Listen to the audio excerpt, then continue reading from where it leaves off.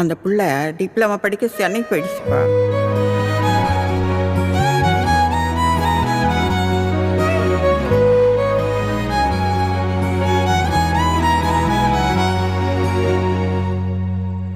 அப்பனுக்கு பயந்து லவ் இல்லைன்னு சொன்னவெல்லாம் உனக்கு டானா?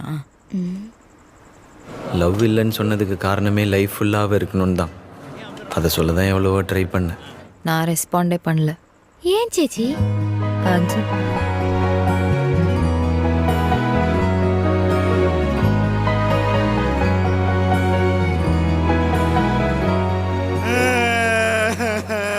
டேய் சரி விர்றா, இதுக்கு ஏன்டா அழுகுற?